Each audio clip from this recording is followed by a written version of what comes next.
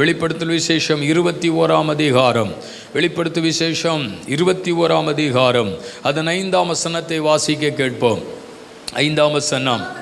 சிங்காசனத்தில் வீற்றிருக்கிறவர், இதோ நான் சகலவற்றையும் புதிதாக்குகிறேன் என்றார். இந்த வசனங்கள் சத்தியமும் உண்மையுமானவைகள், இவைகளை எழுது என்றார். அல்லேலூயா. யோவானுக்கு தேவன் வெளிப்படுத்தின விஷயங்களை நீங்கள் வெளிப்படுத்தல் விசேஷத்திலே நீங்கள் பார்க்கலாம்.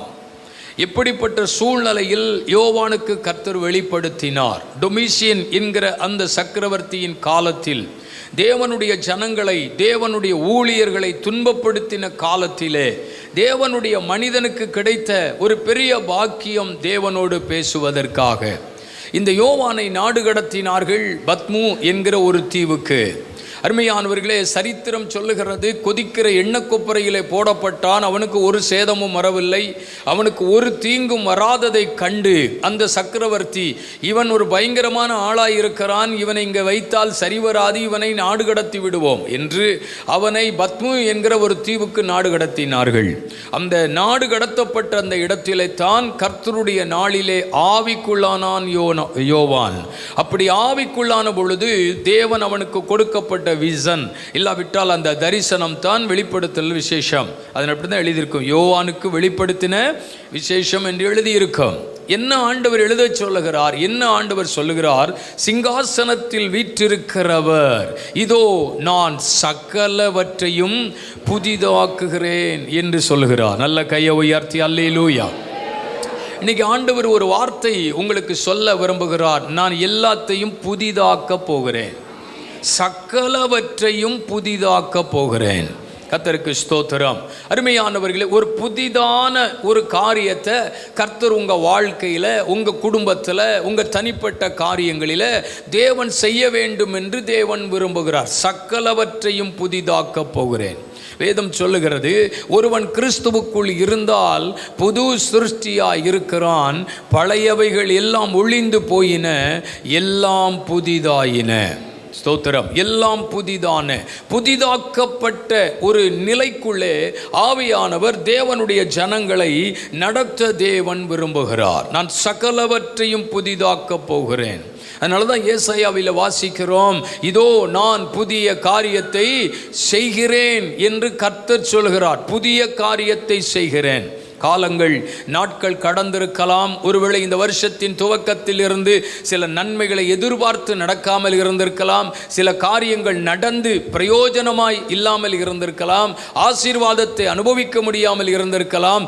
ஏதோ ஒரு காரியத்தில் இப்படி எனக்கு நடந்து விட்டதே, இந்த காரியம் இப்படி மாறிவிட்டதே என்கிற ஒரு கலக்கத்திற்குள்ளே இருக்கலாம். ஆனால் ஆண்டவர் சொல்றார், நான் எல்லாத்தையும் நான் புதிதாக்க போகிறேன். அல்லேலூயா.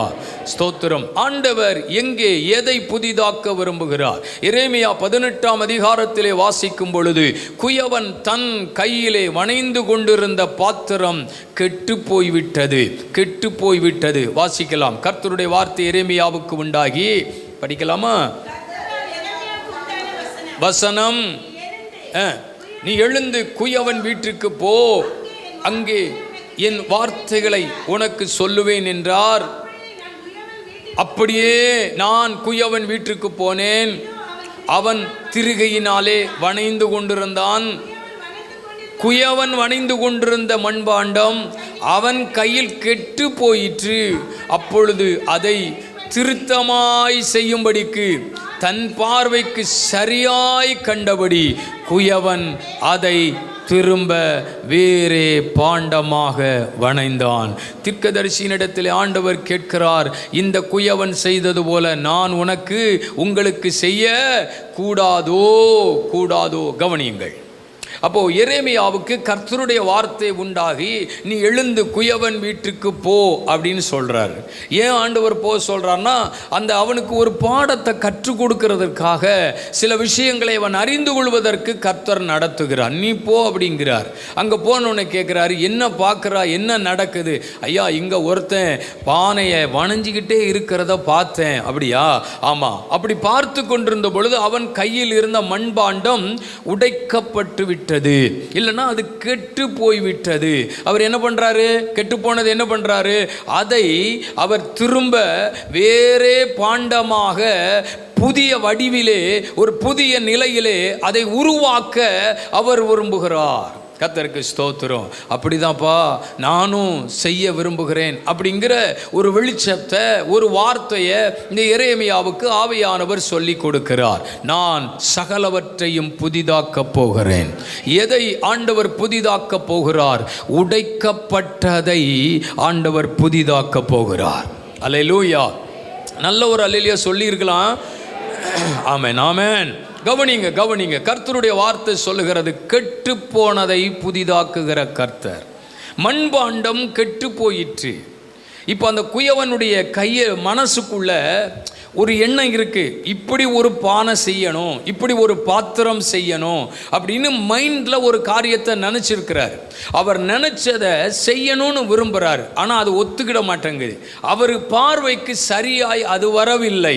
அவர் விரும்புகிறபடி அது வரவில்லை, விரும்புகிறபடி அங்கே நடக்கவில்லை. என்ன செய்கிறார்? இது ராசி இல்லாதது, இது பிரயோஜனம் இல்லாதது, நான் ஒன்றை நினச்சி இதை செஞ்சால் அது வேற மாதிரி போகுது, இல்லைன்னா அது அது வந்து வடிவமைப்பாக வரமாட்டேங்குது, இல்லை அது கெட்டு போயிற்று, உடைக்கப்பட்டு போகிறது, இது வேண்டாம், இதை தூக்கி போட்டு என்ன கொஞ்சம் மண் எடுப்போம், அடுத்து அதை எடுத்து மறுபடியும் ஒரு பாத்திரமாக வணைவோம் அப்படின்னு நினைக்கல. அவர் என்ன நினைக்கிறார்னா, அதை தன் பார்வைக்கு அவர் நினைவில் வைத்திருந்ததின்படியே அது வரும் வரைக்கும் அந்த பாத்திரம் அங்கே வணைந்து கொண்டே இருக்கிறது. அல்லேலூயா. அப்போ ஒரு பக்கம் பாத்திரம் கெட்டு போயிட்டுங்கிறார். கெட்டு போயிற்று. நல்லா கவனிங்க, உடைக்கப்பட்டு போயிற்று. ஒரு பாத்திரம் கெட்டு போனதென்றால் இப்படி சொல்லலாம், ஒரு பொருள் கெட்டு போனதென்றால், ஒரு பாத்திரம் உடைக்கப்பட்டு விட்டது என்றால் நம்முடைய பார்வையிலே தோன்றுவது என்ன? அது ஆகாதது, அது பிரயோஜனம் இல்லாதது. கர்த்தருக்கு ஸ்தோத்திரம். நம்ம வீடுகளிலே பாருங்க, செல்ஃபில் பார்த்தீங்கன்னா கொஞ்சம் பாத்திரங்கள் இருக்கும். சில வீடுகளிலே இருக்கும், சில வீடுகளில் இல்லாமல் இருக்கலாம். காரணம் செல்ஃப் இல்லாததுனால. செல்ஃபில் சில பாத்திரங்கள் இருக்கும். அந்த பாத்திரங்களை எடுத்து பார்த்தால் அருமை 1969 இருந்தே அது இருக்கும். பாருங்கள், பல ஆண்டுகளுக்கு முன்பதாக உபயோகித்து உடைக்கப்பட்டு கெட்டு போய் கீறலாகி, சில பானைக்கு காது இல்லைன்னு சொல்லுவாங்க. மனுஷனுக்கே காது இருக்க மாட்டேங்க, அப்புறம் என்ன பானைக்கு காது? பாருங்க, அது உடைந்து பாத்திரத்தில் ஓட்டை விழுந்து அது பிரயோஜனம் இல்லாமல் எங்கே உட்கார்ந்துருக்கோம்? சொல்லுங்க, செல்ஃபில் உட்கார்ந்துருக்கோம். அங்கே வச்சிருப்பாங்க. வீட்டில் சொல்லுவாங்க, இந்த பாத்திரம் உடஞ்சி போனது தானே, தோத்திரம், இந்த பாத்திரம் பிரயோஜனம் இல்லாதது தானே, அது எங்கேயாவது போடலாம்ல.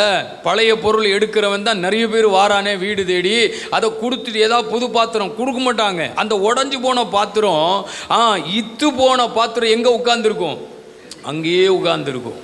பிரயோஜனமற்ற நிலையில் இருக்கும். சில நேரங்களில் வீடு மாறும்போது கூட அதையும் சேர்த்து தான் என்ன செய்வோம்? அந்த பழைய பாத்திரத்தை, உபயோகம் இல்லாத பாத்திரத்தை வீடு மாறும்போது கூட கொண்டு போய் அங்கே ஒரு செல்ஃபில் கொண்டு போய் என்ன செஞ்சுருப்போம்? வச்சிருப்போம். ஒரு பிரயோஜனம் இருக்காது. ஆனால் அதை சேர்த்து வச்சுக்கிட்டே இருப்போம். ஆனால் ஆண்டவருடைய பார்வை வேறு. இது உடைக்கப்பட்டுட்டு இது ஆகாது, இதை தூக்கி அங்கே வச்சிருவோம், இது தேவையில்லை, இந்த மண்பாண்டத்தை தூக்கி போடு, என்ன ஒரு பானையை எடு, என்ன ஒரு பாத்திரத்தை உருவாக்கு, இல்லை என்ன கொஞ்சம் மண்ணை எடு, அடுத்து என்ன ஒரு காரியத்தை நம்ம செய்வோன்னு அவர் செய்ய மாட்டாராம். நான் சொல்கிறேன், அப்படியெல்லாம் ஆண்டவர் நினச்சிருந்தா அப்போ நம்மளை தூக்கி போட்டிருப்பார். ஆனால் இது ஆகாது, இது வேண்டாம், இது பிரயோஜனம் இல்லைன்னு நம்மளை தூக்கி போடாமல் மறுபடியும் அல்லேலூயா. ஒரு தானியேலின் ஜெபத்தை வச்சு கர்த்தர் உருவாக்குறாரு, ஒரு எஸ்தரின் ஜெபத்தை வச்சு கர்த்தர் உருவாக்குறாரு, ஒரு யாபேசின் ஜெபத்தை வச்சு கர்த்தர் உருவாக்குறாரு. கர்த்தருக்கு ஸ்தோத்திரம். அருமையானவர்களே, அப்புறம் என்ன ஜெபம் சொல்லுங்க? சரி, யுத்த ஜெபத்தை வச்சு கர்த்தர் சில பானையை யுத்த ஜெபத்தில் தான் கர்த்தர் உருவாக்க போறாரு. ஆமென் சொல்லுங்க பார்க்கலாம். ஒருத்தர் நான் சொல்லுகிறேன், ஆண்டவர் எப்பொழுதுமே இது வேணாம் அப்படின்னு தூக்கி போடுறது கிடையாது. கர்த்தர் யாரையும் தூக்கி எறியுகிறவர் அல்ல. ஒருவேளை அவர் நினைக்கிறபடி நம்ம வாழாமல் இருக்கலாம், அவர் விரும்புகிறபடி நம்ம வராமல் இருக்கலாம், அவர் நினைக்கிறபடி நம்ம செய்யாமல் இருக்கலாம், அவர் விரும்புகிற வாழ்க்கை நம்ம வாழாமல் இருக்கலாம். ஆனால் என்ன செய்கிறார்னா, அவர் தாம் விரும்புகிறபடி ஸ்தோத்திரம் நம்மளை உருவாக்கி உருவாக்கி உருவாக்கி கொண்டு வர கர்த்தர் விரும்புகிறார். அல்லேலூயா. ஒருவேளை நம்முடைய பாவம், நம்முடைய அக்கிரமம், நம்முடைய மீறுதல் தேவனுடைய கரத்தில் இருந்த நாம் ஏதோ ஒரு சூழ்நிலையிலே கெட்டு போயிருக்கலாம், ஆகாது என்று புறக்கணிக்கப்பட்டிருக்கலாம். இன்றைக்கு சொல்லுகிறேன், ஆண்டவர் சொல்லுகிறார், நான் சகலத்தையும் புதிதாக்கப் போகிறேன். கெட்டு போனதை, ஆமென், உடைந்து போனதை கர்த்தர் புதிதாக்க விரும்புகிறாராம். ஒருவேளை நம்ம நினைக்கலாம், நான் எந்த விதத்தில் பிரயோஜனமாக இருக்கிறேன், நான் ஆண்டவருக்கு ஏதாயிலும் ஒரு விதத்தில் பிரயோஜனமாக இருக்கிறேனா, நான் ஆண்டவருக்கு ஏதாவது ஒரு விதத்தில் பயனுள்ள பாத்திரமாக இருக்கிறேனா? இல்லையே, இல்லையே. நான் பல நேரத்தில் நம்ம அப்படி நினைக்கிறோம் அல்லவா? எந்த பாத்திரத்தையும் கர்த்தர் எறிய மாட்டார், வேண்டாம் என்று. தூக்கி எறியப்பட்ட என்னை வேண்டுமென்றே அவர் சேர்த்து கொள்ளுகிற ஆண்டவர். இன்னைக்கு சொல்லுகிறேன், ஒருவேளை உங்கள் மனதிலே, உங்கள் வாழ்க்கையிலே, உங்கள் நினைவில் இப்படி ஒரு எண்ணம் இருக்குமானால் அவர் சொல்லுகிறார், என் பார்வைக்கு நீ சரியாய் வருகிற வரைக்கும் நான் உன்னை விடுவதில்லை, ஆனால் நான் உன்னை உருவாக்கி நான் உன்னை உபயோகிக்க விரும்புகிறேன். ஹல்லேலூயா. புதிதாக்க போகிறேன். ஆமென் சொல்லுங்க பார்க்கலாம். புதிதாக்க போகிறேன். கர்த்தருக்கு ஸ்தோத்திரம். ஒரு கொடை பழுதானால் அதை நம்ம ஒரு ஒட்டு போடுறோம் பாருங்க. கர்த்தருக்கு ஸ்தோத்திரம். முன்னாலெல்லாம் பானையில் ஓட்டம் விழுந்தா அதுக்கு ஒரு ஒட்டு போடுவாங்க, பஞ்சர் ஓட்டுற மாதிரி. கர்த்தருக்கு ஸ்தோத்திரம். ஒட்டி தருவான். இந்த மாதிரி பஞ்சர் ஓட்டுற வேலையெல்லாம் கர்த்தர் செய்ய மாட்டார். ஆண்டவர் ஃப்ரெஷ் ஆக்கிடுவார். எல்லாத்தையும், சகலத்தையும் நான் புதிதாக்குகிறேன். ஆமென் சொல்லுங்கள். அல்லேலூயா சொல்லுங்க பார்க்கலாம். அல்லேலூயா. கர்த்தருக்கு மகிமை உண்டாகட்டும். கர்த்தர் சகலவற்றையும் புதிதாக்க போகிறார். எது உடைக்கப்பட்டிருக்கிறதோ அதிலே ஒரு புதிதான காரியங்கள் நடக்க போகிறது. உங்களுடைய ஆவிக்குரிய நிலைகளை எடுத்துக்கொள்ளுங்கள். ஒருவேளை நீங்கள் சொல்லலாம், நான் உடைக்கப்பட்டுத்தான் இருக்கிறேன், முன்னால போல ஆவிக்குரிய நிலைகள் இல்லை, ஆரம்பத்தில் இருந்தது போல ஜெபம் இல்லை, அந்த நாட்களில் இருந்தது போல விசுவாசம் இல்லை, அந்த நாட்களில் இருந்ததை போல வாஞ்சை இல்லை.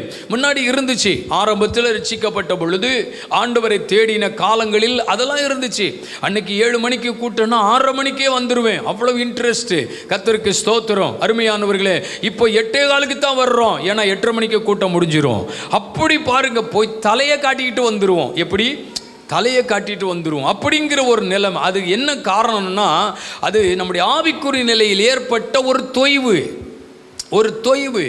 நல்லா கவனிங்க. தேவனுக்கு அடுத்த காரியங்களிலே நமக்கு ஒரு தொய்வு ஏற்படும் பொழுது தேவனோடு நெருங்குவதற்கான சூழ்நிலைகள் ரொம்ப குறைவாகத்தான் இருக்கும். ஒருவேளை உங்கள் வாழ்க்கையில் அந்த முன்னால் மாதிரி எனக்கு இல்லை, முன்னால் அந்த பிரசன்னத்தை நான் உணர்வேன், முன்னால் இந்த சர்ச்சுக்குள்ளே வரும்பொழுதே ஆவியானுடைய வல்லமையை நான் ஃபீல் பண்ணுவேன், ஆனால் இப்போ அதை என்னால் பார்க்க முடியல அப்படின்னா அது ஆராதனை சரியில்லை, இல்லை பாஸ்டர் நடத்துறது சரியில்லை அப்படிங்கிறது இல்லை. யார் சரியில்லை? நம்ம தான் சரியில்லை அப்படி சொல்லிக்கணும். நீங்கள் தான் சரியில்லைன்னு அடுத்தவங்களுக்கு சொல்லக்கூடாது. நம்ம தான் சரியில்லை. அப்போ நம்ம இந்த பிரச்சனத்தை உணர முடியலன்னா நம்மகிட்ட ஏதோ ஒரு பிரச்சனை இருக்கு, நம்மகிட்ட ஏதோ ஒரு காரியம் இருக்கு. அதை சரிப்படுத்தினால் நான் சொல்கிறேன், மறுபடியும் ஆவியானவர் உங்களுக்குள் அந்த ஆதி நிலைமையை தேவன் உங்களுக்கு தருவார்.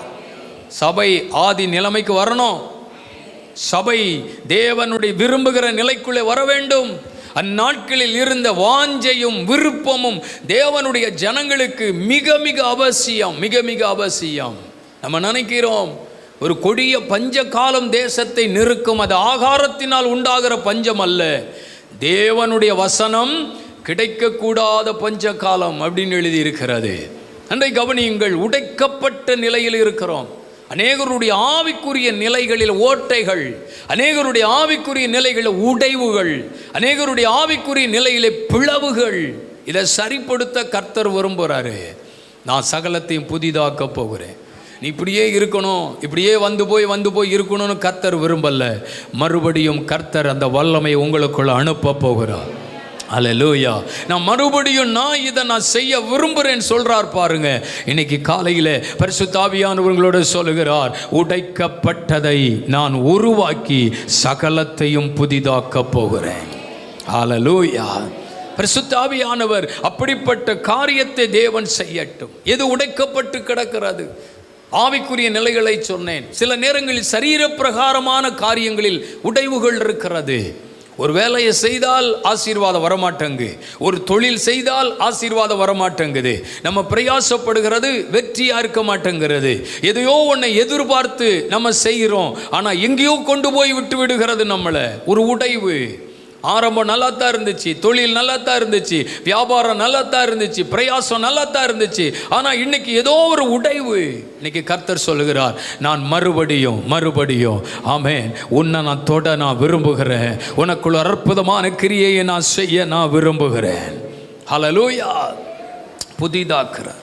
ரோமர் 12:2 வாசிக்கும் பொழுது, உங்கள் மனம் புதிதாக்கப்படுகிறபடினாலே மறுரூபமாக்கப்படுகிறீர்கள். ஆமென். எதை புதிதாக்குறாரு? மனசு. மனம் புதிதாக்கப்படுகிறபடினாலே மறுரூபமாக்கப்படுகிறோம். மனசு எல்லாத்துக்கும் காரணம் மனசு தான். இந்த சரீரத்தில் மனசு ரொம்ப முக்கியமானது. மனசு வச்சா தான் எதுவுமே செய்ய முடியும். மனசு இல்லை, அதனால தான் பிசாசானவன் மனதை கெடுக்கிறான், மனதிலே காயத்தை உண்டு பண்ணுகிறான், மனதிலே பிரச்சனையை உண்டு பண்ணுகிறான், மனதிலே அருமையானவர்களே சில காரியங்களை ஏற்படுத்தி விடுகிறான். மனசு ரொம்ப முக்கியம், மனது ரொம்ப முக்கியம்.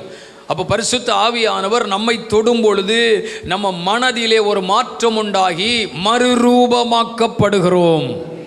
மனுஷனுடைய இந்த மனசு இருக்கு பாருங்க, இந்த மனசு இருக்கு பாருங்க, பயங்கரமானது. அது பல நேரங்களில் துக்கமாய் இருக்கிறது. பல வேளைகளில் இந்த மனசு என்ன செய்யுது? துக்கப்படுகிறது. கர்த்தருக்கு ஸ்தோத்திரம். மனசே சரியில்லை. பல நேரத்தில் நம்ம சொல்கிறோம் பார்த்தீங்களா, என்னன்னு தெரியல, மனசுக்கு ஒரு மாதிரி இருக்கு, என்னன்னு தெரியல, இந்த மனசுக்கு ஒரு மாதிரி இருக்கு அப்படி நம்ம சொல்கிறத கேட்டிருக்கோமா? நம்மளே சொல்லியிருக்கோம். எங்கே கேட்டுறது?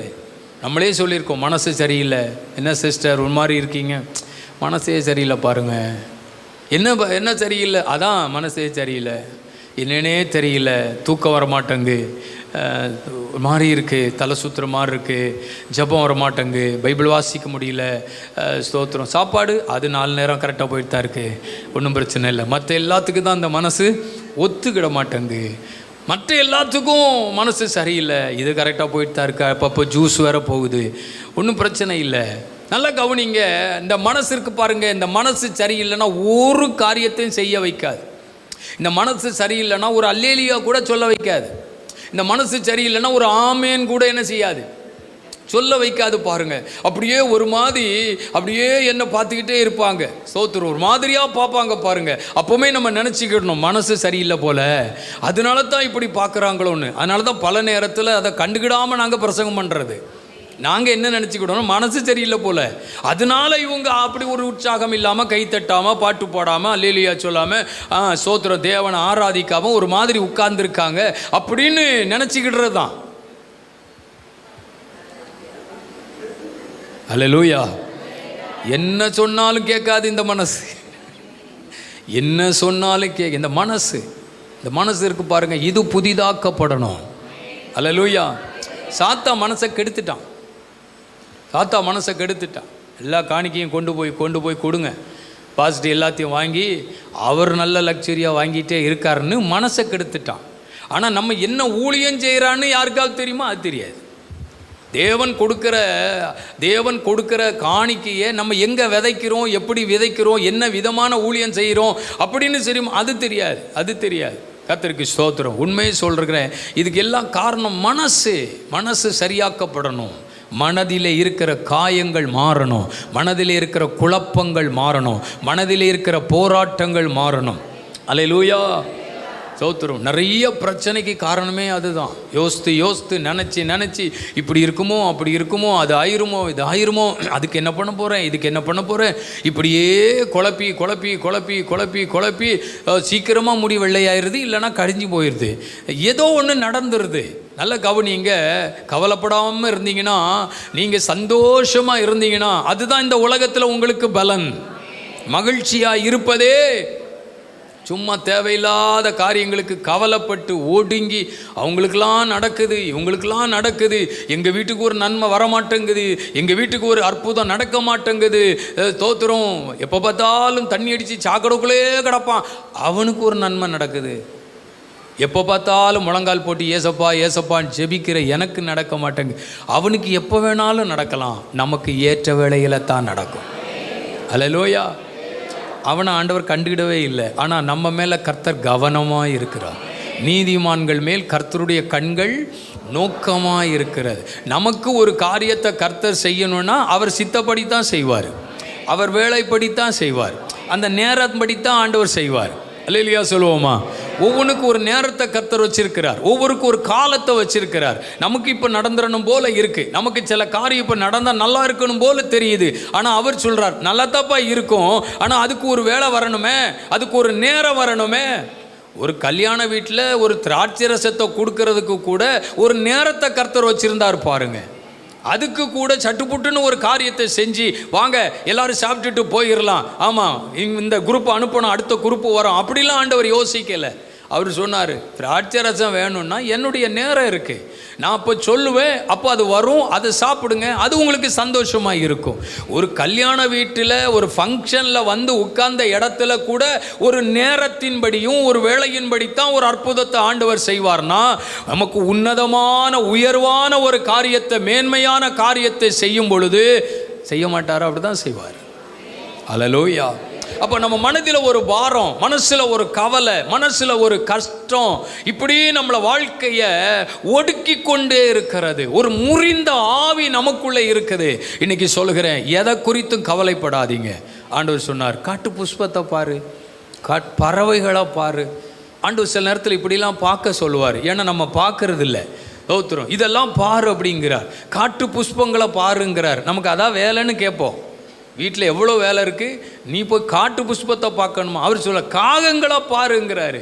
தோத்துறோம். ஏன் இதை சொல்கிறாருன்னா, இதையெல்லாமே நான் நடத்துகிறேன்ப்பா, இதெல்லாமே நான் போஷிக்கிறேன்ப்பா, அதை கூட நான் கவனமாக வச்சு நான் செய்கிறேன்னா, என் கரத்தினால் உருவாக்கப்பட்ட என் பிள்ளைகளுக்கு, என் கையினால் என் கரத்துக்குள்ளே இருக்கிற என் பிள்ளைகளுக்கு, என் சமூகத்தில் இருக்கிற என் ஜனத்திற்கு நான் செய்ய மாட்டேனா?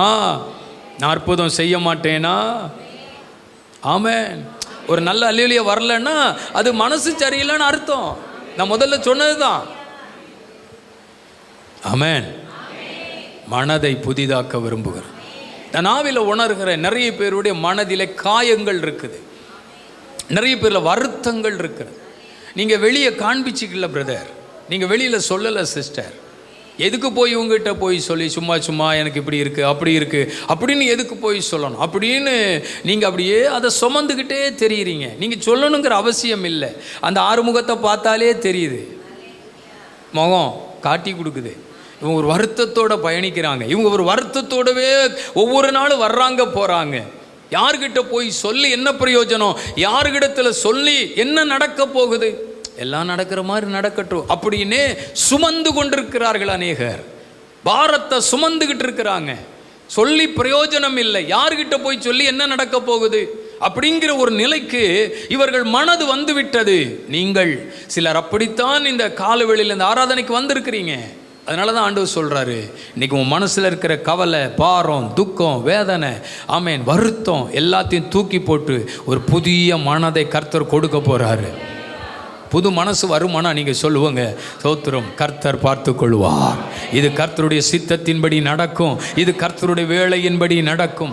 சிலரை சஞ்சலம் அமிழ்த்தி கொண்டிருக்கிறது, பாரம் அமிழ்த்தி கொண்டிருக்கிறது, வேதனை அமிழ்த்தி கொண்டிருக்கிறது, வருத்தங்கள். ஒரு காரியம் சொல்லுகிற உங்களுக்கு தீர்க்க தரிசனமாய், நீ பட்ட பாடுகளும் வருத்தங்களும் உன்னை திரும்ப திரும்ப ஞாபகப்படுத்தி, நீ கடந்து வந்த சில காரியங்களை ஞாபகப்படுத்தி, உன் மனதிற்குள்ளே சில தேவையில்லாத வருத்தங்களை கொண்டு வந்து உன்னை சஞ்சலப்படுத்தி விட்டான் சத்துரு.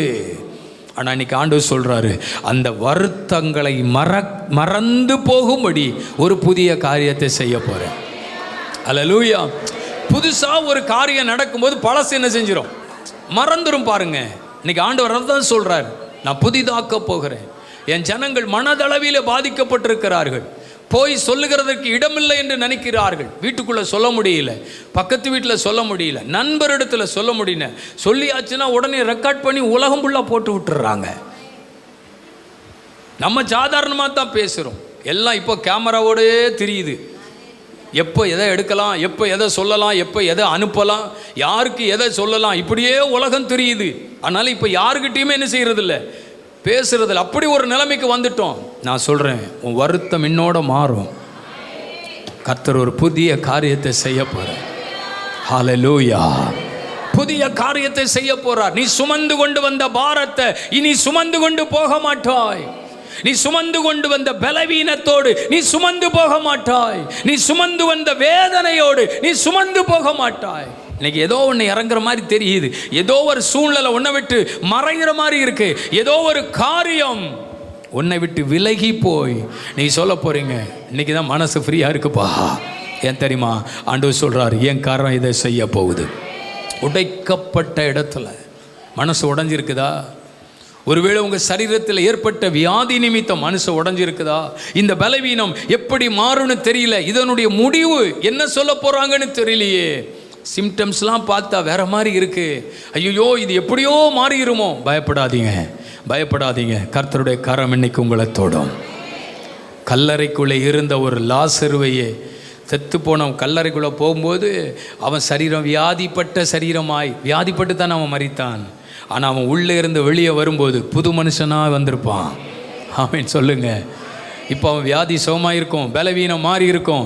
இயேசு லாசருவே வெளியே வா அப்படின்னு சொல்லும்போது அந்த கட்டுகளெல்லாம் அவிழ்த்து விடும் பொழுது அப்போ இருந்த வியாதி அவன் சரீரத்தில், அந்த வியாதியினாலும் மறிச்சான். அது இப்போ அப்போ இருந்திருக்காது. அந்த பலவீனம் அவனுக்குள்ளே இருந்திருக்காது, அந்த பாரம் அவனுக்குள்ளே இருந்திருக்காது. இயேசு தொட்டுவிட்டால், இயேசுவின் கரம் தொட்டுவிட்டால் அங்கே ஒரு புதிய காரியம் நடக்கும்.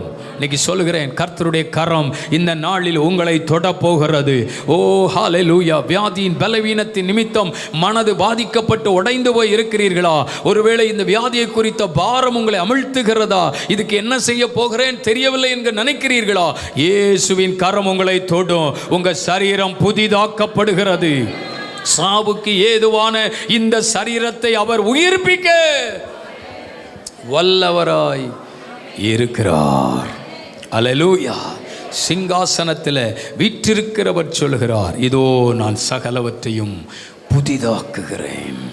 உடைக்கப்பட்டதில் ஆமென் ஆகாது என்று சொல்லப்பட்டதை அவர் புதிதாக மாற்றி அதை உபயோகப்படுத்தினார். வாழ்க்கையில் ஏதோ ஒரு நிலையில் அப்படி இருப்பீர்கள் என்றால் இன்றைக்கு உங்களுக்கு ஒரு அற்புதத்தை ஆண்டவர் செய்ய விரும்புகிறார். அற்புதமான செயல்கள் இன்றைக்கு நடக்கப் போகிறது. ஹல்லேலூயா. கடந்த வாரத்தில் கர்த்தர் உங்களோடு பேசியிருந்தார், திரும்பவும் செய்வேன். ஆமென் சொல்லுங்க பார்க்கலாம். நான் அப்படி யோசித்துட்டு பிரசங்கமாக எடுத்துகிட்டு வரல, இப்போ தான் திடீர்னு ஞாபகம் வருது. தோத்திரம் திரும்பவும் செய்கிற கர்த்தர். சந்தோஷமா இல்லையா? சொல்லுங்கள். எல்லாரும் எழும்பி நிற்போம், ஜெபம் பண்ண போகிறோம். பரிசுத்த ஆவியானவர் ஏதோ ஒரு நோக்கத்தோடு, ஏதோ ஒரு திட்டத்தோடு தான் இந்த காலவேளையில் உங்களோட பேசி கொண்டிருக்கிறார். அவர் வார்த்தை வல்லமை உள்ளது, அவர் வார்த்தை ஜீவன் உள்ளது, அவர் வார்த்தை பலன் உள்ளது, அவர் வார்த்தை அதிகாரம் உள்ளது. எல்லா கர்த்தரை ஸ்தோத்திரம் பண்ணுற கைகளை உயர்த்தி கர்த்தரை ஸ்தோத்திரம் பண்ணுங்க. நாகர்கோவில் லீபனோன் அசெம்பிளியில் ஆராதிப்போம் வாருங்கள். இடம் ஜசந்த் மஹால், புன்னை நகர், நாகர்கோவில். நேரம் ஞாயிறு காலை 7 மணி முதல் 8:30 மணி வரை முதல் ஆராதனையும், 9 மணி முதல் 10:30 மணி வரை இரண்டாவது ஆராதனை நடைபெறுகிறது. அபிஷேக ஆராதனை, தீர்க்க தரிசன செய்தி பாஸ்டர் TD ஜான் கிறிஸ்டோபர் அவர்கள் செய்தி அளித்து உங்களுக்காக ஜெபிக்கிறார்கள். தேவ பிரசன்னத்தை அனுபவித்து தெய்வீக விடுதலையையும் ஆசீர்வாதத்தையும் பெற்று செல்ல குடும்பமாய் கலந்து கொள்ள அன்புடன் அழைக்கிறோம். தொடர்புக்கு 9944091327.